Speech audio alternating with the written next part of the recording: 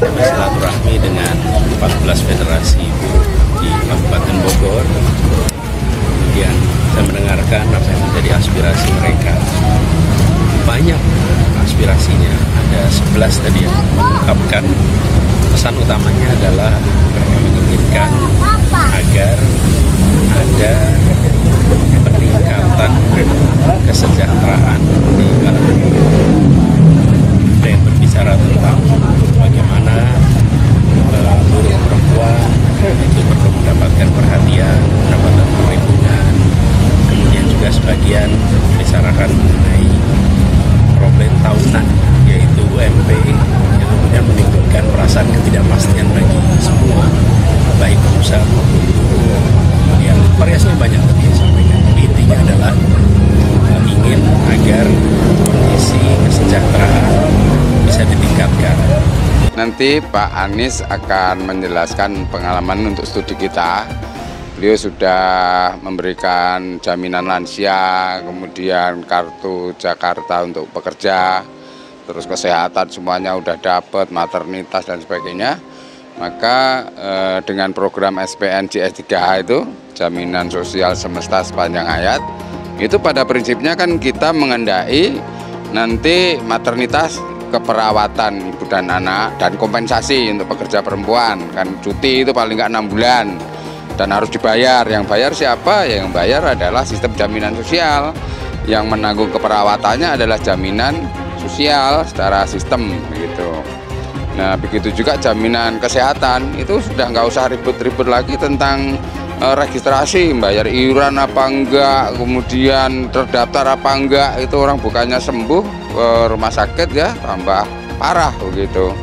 Aspek keadilan juga tampaknya menjadi program yang diunggulkan oleh Jokowi, misalnya keadilan kepada masyarakat kecil, misalnya masyarakat yang terkena dampak krisis pandemi dan sebagainya itu.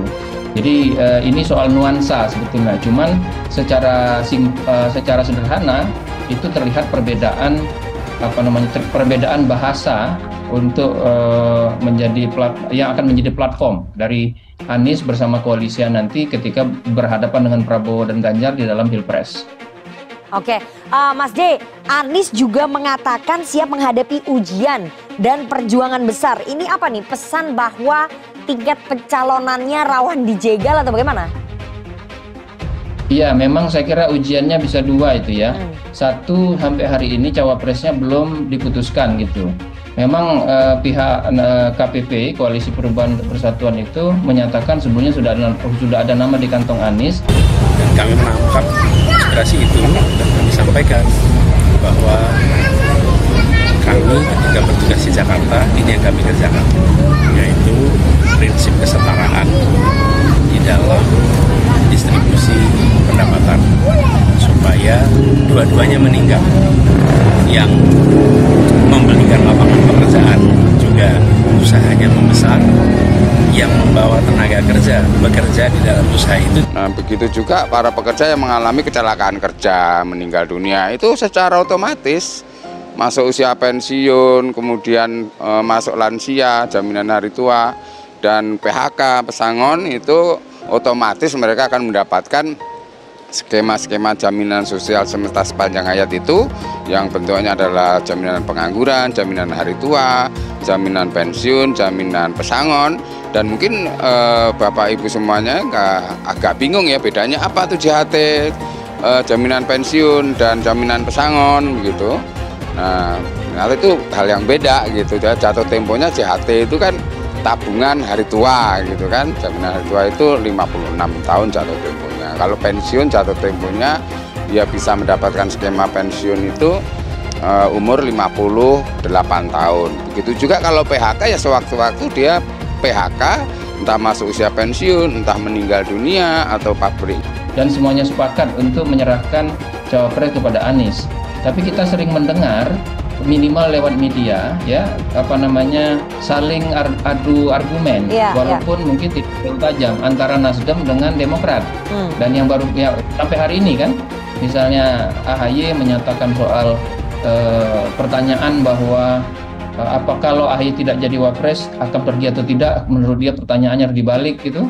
Lalu Pak Ahmad Halim menyambut walaupun tidak langsung pernyataan itu dengan Serikat Buruh di Bogor harap keberpihakan Anies di Jakarta berlanjut ke tingkat nasional. Dikutip dari Bogor, baca pres dari Koalisi Perubahan untuk Perbaikan Anies Baswedan bersilaturahmi dengan perwakilan Serikat Buruh se-Kabupaten Bogor, Jawa Barat, Sabtu 22 Juli 2023. Kehadirannya itu untuk menerima masukan dan mendengarkan keluhan dari para buruh yang terdiri atas 14 serikat pekerja di Kabupaten Bogor. Kabid Litbang Serikat Pekerja Endosmen SP Endosmen Wawan Winahadi menegaskan, dia bersama rekan-rekannya berharap banyak pada Anies Baswedan. Karena itu dia ingin Anies menang pada Pilpres 2024. Karena kami melihat hanya Pak Anies yang terbukti berpihak pada buruh saat Pak Anies menjadi Gubernur DKI. Hanya Pak Anies satu-satunya kepala daerah di Indonesia yang berani menaikkan UMP, tutur Wawan dalam keterangannya.